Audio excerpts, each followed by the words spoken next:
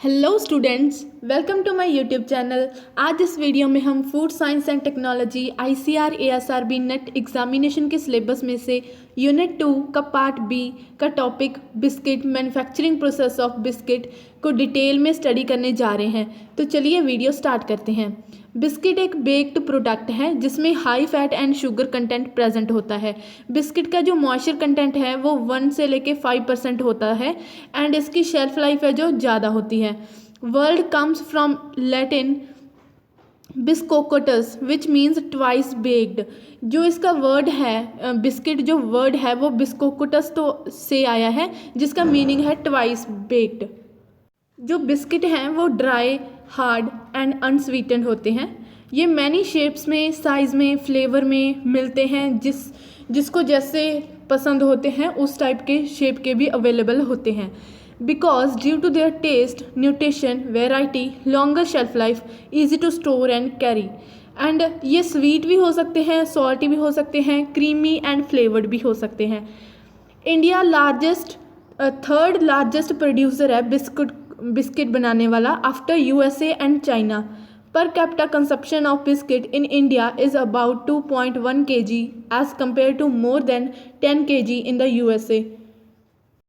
जो sweet biscuits हैं commonly उनको स्नैक फूड के तौर पे यूज़ किया जाता है, खाया जाता है एंड मैन्युफैक्चर किया जाता है wheat floor and Sutton wheat floor को स्वीटन करके शुगर एंड हनी के साथ। डाइजेस्टिव बिस्किट्स स्वीट मील बिस्किट्स को बोलते हैं और सेमी स्वीट बिस्किट्स और कुकीज़ को बोलते हैं। इनमें कोर्स व्हीट फ्लोर होता है जो कि डिस्टिंक्टिव टेक्सचर एंड और कॉफ़ी प्रोवाइड करता है।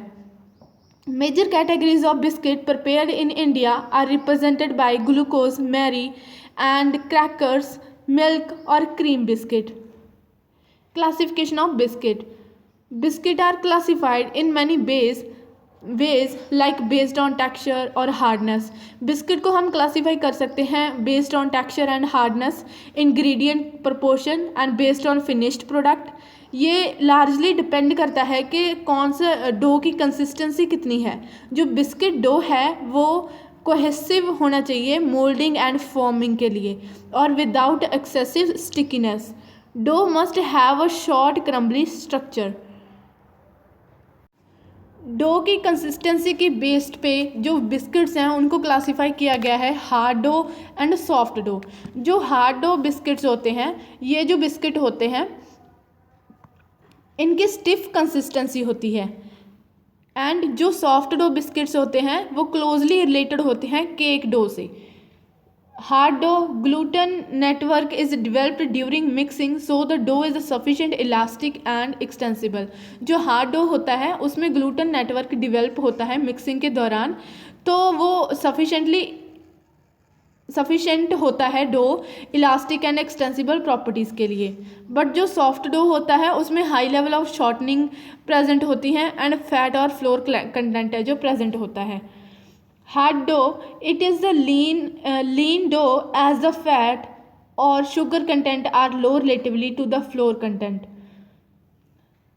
Hard dough, semi-sweet, unsweetened और savory biscuits made from hard dough। hard dough से semi-sweet, unsweetened और savory biscuits है जो बनाए जा सकते हैं। जो hard dough है इस डो को हम लेमिनेट कर सकते हैं, शीटेड कर सकते हैं बिफोर कटिंग एंड स्टैम्पिंग।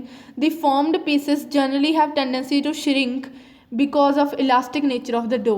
जो हार्ड डो होता है उसका इलास्टिक नेचर होता है, तो जो फॉर्म्ड पीसेस होंगे उनमें टेंडेंसी होगी, कैपेबिलिटी होगी कि वो श्रिंक कर जाएंगे क्योंकि उनका इलास्टिक नेचर होता है। एंड जो हार्ड डो होता है ये सूटेड होता है रोटरी मोल्डर बिस्किट्स के लिए क्योंकि इसकी फिर्म कंसिस्टेंसी होती है। Soft dough generally have high level of shortening and fat to flour content. Soft dough में shortening, fat and flour content high level पे प्रेजेंट होता है। Soft dough fat facilitate coating of flour particle and hence prevent gluten network development, thereby increase extensibility of dough and dough more spread during baking। जो soft dough होता है उसमें हम floor coating कर देते हैं फैट की फ्लोर पार्टिकल्स के ऊपर, तो उससे क्या होता है ग्लूटन नेटवर्क जो बन रहा था वो फॉर्म होना प्रिवेंट हो जाता है, जिसकी वजह से जो सॉफ्ट डो होता है उसकी एक्सटेंसिबिलिटी है जो इंक्रीज़ हो जाती है, एंड ड्यूरिंग बेकिंग जो सॉफ्ट डो है वो ज़्यादा स्प्रेड होता है। सॉफ्ट डो में हाई शुगर प्रेजेंट होता है, हाई लेवल ऑफ शुगर और फैट डो को सॉफ्टर एंड एक्सटेंसिबल बनाता है। एंड ये जो सॉफ्ट डो है वो रोटरी मोल्डर एंड एक्सट्रूडेड और कटिंग से फॉर्म किया जा सकता है। Dough pieces formed from soft dough is tend to retain their shape until baking. जो डो पीसेस हम सॉफ्ट डो से प्रिपेयर करते हैं उनमें इतनी कैपेबिलिटी होती है कि वो अपनी शेप को रिटेन करके रखते हैं during baking, but then they spread और flow more during baking operation. But वो स्प्रेड हो जाते हैं एंड फ्लो करते हैं मोर ज़्यादा ड्यूरिंग बेकिंग ऑपरेशन। अब रोल ऑफ इंग्रेडिएंट्स पढ़ेंगे जो बिस्किट बनाने के लिए हम यूज़ करते हैं। उन इंग्रेडिएंट्स का बिस्किट बनाने के लिए क्या रोल होता है। First is wheat flour. इसमें हमको ग्लूटेनिन फ्लोर ज़्यादा चाहिए होता है। जो व्हीट फ्लोर है उसमें 7 से 8% लो कंटेंट होता है प्रोटीन का, एंड व्हीट एक्सटेंसिबल ग्लूटेन होता है। Most biscuit are prepared by the type of flour. जो सॉफ्ट व्हीट फ्लोर होता है उसे हम ज़्यादा प्रेफर करते हैं बिस्किट बनाने के लिए, because it produce biscuit with desired shape and greater tenderness and soft bite. जो सॉफ्ट व्हीट फ्लोर होता है वो जनरली कंटेन लेस होता है damaged starch and protein content, and also hold less water holding capacity during mixing. Less water content in dough is desirable for biscuit making because high water absorption capacity produce hard biscuits. जो soft wheat flour होता है वो ज़्यादा prefer किया जाता है biscuits बनाने के लिए, क्योंकि ये desired spread and greater tenderness provide करता है, एंड इसकी बाइट है जो हम खाते हैं जब वो सॉफ्टली हमें फील होता है। जो सॉफ्ट व्हीट फ्लोर है वो उसमें कंटेनलेस डैमेज्ड स्टार्च होता है एंड प्रोटीन कंटेंट होता है जो कि होल्ड करके रखता है लेस वाटर, जो कि जिसकी लेस वाटर होल्डिंग कैपेसिटी होती है मिक्सिंग के दौरान। तो लेस वाटर होल्डिंग कैपेसिटी होने की वजह से जो बिस्किट्स हैं बिस्किट्स बनाने के लिए डिज़ायरेबल होगी। अगर हाई वाटर अब्जॉर्प्शन कैपेसिटी होगी तो हार्ड बिस्किट्स है जो प्रिपेयर होते हैं। However, flour have more than 9.0% protein content create problem processing. अगर wheat flour में 9.0% से प्रोटीन कंटेंट प्रेजेंट होगा तो हमें प्रोसेसिंग के दौरान प्रॉब्लम आ सकती है। High amount of protein in the floor, अगर फ्लोर में हाई प्रोटीन प्रेजेंट होगा तो हार्डनेस, टेक्सचर की हार्डनेस हो जाएगी, बिस्किट के टेक्सचर की हार्डनेस हो जाएगी, एंड सरफेस की अपीयरेंस भी डाउन हो जाएगी। Biscuit dough composed of fat, sugar, water quality depend upon it. जो बिस्किट डो में जो हम फैट, शुगर, वाटर ये सब यूज़ करते हैं इंग्रेडिएंट्स, उनकी क्वालिटी भी फ्लोर को इफ़ेक्ट करती है। Final biscuit diameter depend upon the rate of dough spread and its setting time.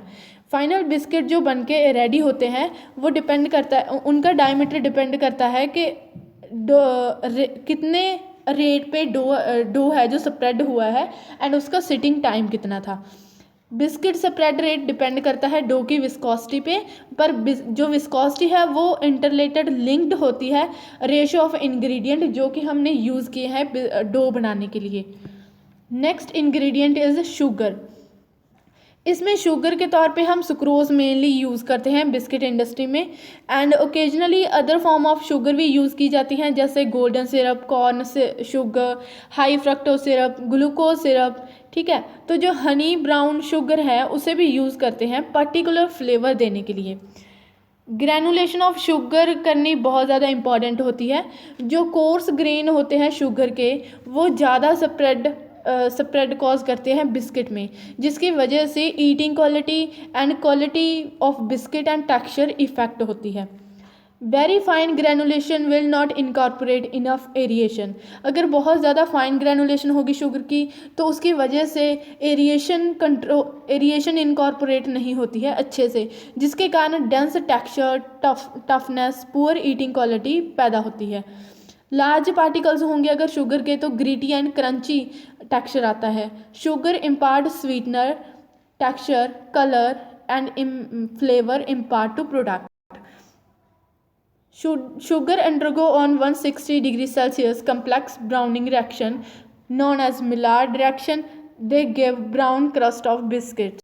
जब 160 डिग्री सेल्सियस टेम्परेचर हो जाता है तो कम्प्लेक्स ब्राउनिंग रिएक्शन हो जाती है। शुगर है जो उसका कलर चेंज हो जाता है, ब्राउन रिएक्शन में हो जाता है। कौन सा प्रोडक्ट फॉर्म होने की वजह से? मेलानिन फॉर्म होने की वजह से, उसे हम मिलार्ड रिएक्शन बोलते हैं। एंड ब्राउन क्रस्ट है जो बिस्किट्स का, वो शुगर की वजह से, ब्राउनिंग रिएक्शन की वजह से ही आता है। Next is fats and oil. Generally hydrogenated shortening use की जाती हैं बिस्किट्स मेकिंग करने के लिए। फैट्स एंड ऑयल्स जो इम्पॉर्टेंट रोल प्ले करते हैं बिस्किट बनाने के लिए। शॉर्टनिंग एंड टेंडराइजिंग इफेक्ट होता है फैट्स एंड ऑयल का। फैट्स एंड ऑयल कोट कर देते हैं हम फ्लोर में, जिसकी वजह से डेवलपमेंट है ग्लूटेन नेटवर्क की वो प्रिवेंट हो जाती है। प्रिवेंट होने के कारण सॉफ्ट बाइट आएगी हम बिस्किट में से एंड टेंडर माउथ फील आएगा बिस्किट का। ये जो फैट्स एंड ऑयल हैं वे इंक्रीज़ कर देते हैं जेल्टनाइजेशन टेम्परेचर ऑफ स्टार्च, जिसकी वजह से स्प्रेड है जो बिस्किट का वो फैसिलिटेट हो जाता है एंड हमें सॉफ्टर एंड क्रंची टेक्सचर है जो बिस्किट का प्रोवाइड करता है। Next is creaming. Fat entrap air during beating और mixing. The air bubble expand during baking forming a light and crunchy texture of beating. Taste and flavour. Bakery fat improve taste और flavour. जो bakery fat हमें अगर use करेंगे तो वो taste and flavour को improve करेगी। Milk and milk product. अगर हम इसमें skimmed milk, condensed milk, dry powder use करते हैं तो वो अपना फ्लेवर एंड कलर फ्लेवर है जो इम्पार्ट करते हैं बिस्किट में। ये बिस्किट्स में इंग्रेडिएंट के तौर पे यूज़ किए जाते हैं। जो स्किम मिल्क है उसे हम ज़्यादा यूज़ करते हैं क्योंकि वो चीपर होता है। केजियन प्रोटीन होता है मिल्क में एंड मिल्क प्रोटीन्स होंगे जो वो उनकी ब्राउनिंग रिएक्शन होगी रिड्यूसिंग शुगर के साथ एंड जिसकी वजह से डिज़ायर्ड फ्लेवर है वो इम्पार्ट होगा हमारे बिस्किट्स के ऊपर। Lactose is the sugar present in the milk that act as a tenderiser.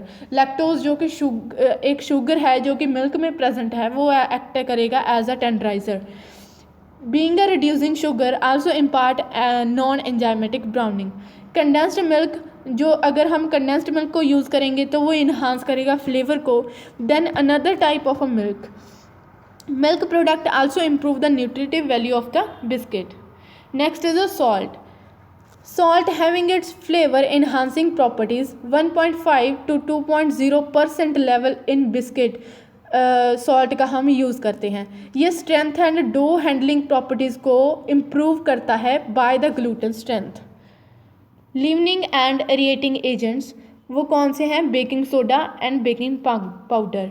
Baking soda chemical leavening agent commonly used to produce gases during baking. Gases produced by leavening agent aerate the product and make it lighter or open textured or softer bite.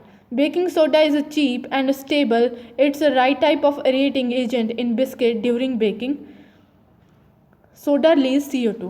तो baking soda क्या है? एक chemical लीवनिंग agent है जो कि हम use करते हैं गैसेस प्रोड्यूस करने के लिए ड्यूरिंग बेकिंग। ठीक है, तो गैसेस प्रोड्यूस होती हैं लीवनिंग एजेंट के द्वारा जो कि एरिएट कर देती हैं प्रोडक्ट को, उसे लाइटर बना देती हैं, उसका टेक्सचर ओपन कर देती हैं एंड सॉफ्टर बाइट देती हैं।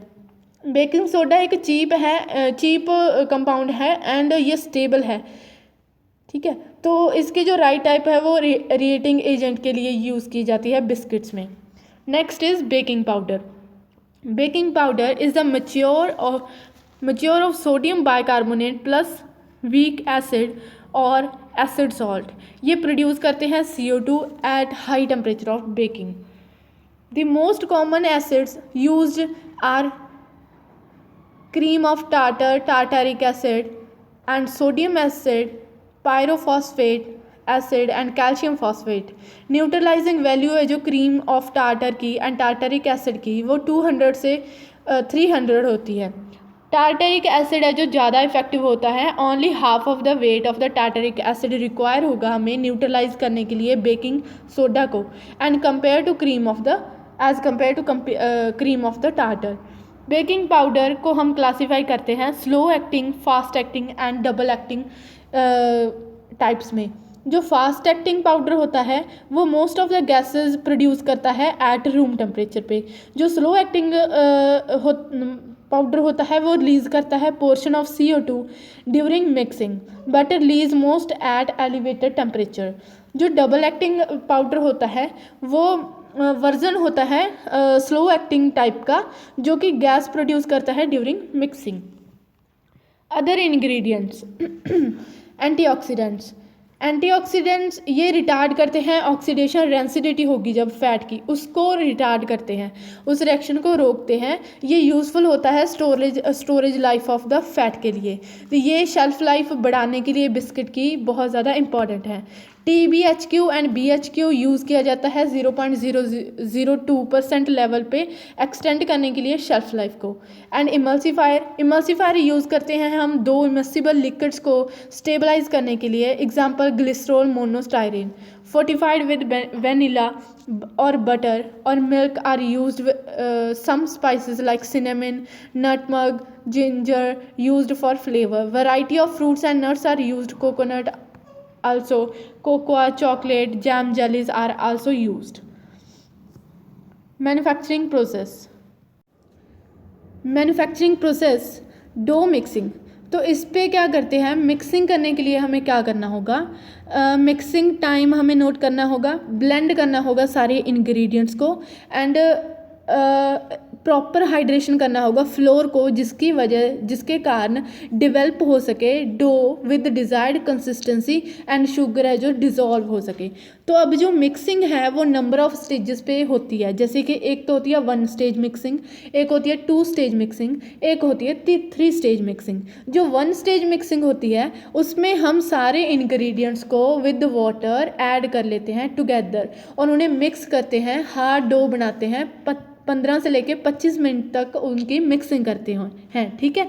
तो ये तो होगी 1 स्टेज मिक्सिंग। अब 2 स्टेज मिक्सिंग में क्या होता है, 2 स्टेज में क्या होता है, पहले हम क्रीमिंग करते हैं। क्रीमिंग का मतलब ऑल इंग्रेडिएंट एक्सेप्ट फ्लोर के बिना सारे इंग्रेडिएंट्स को वाटर में ऐड करते हैं एंड उन्हें क्रीम करते हैं, हम मिक्स करते हैं 4 से 5 मिनट के लिए, ठीक है।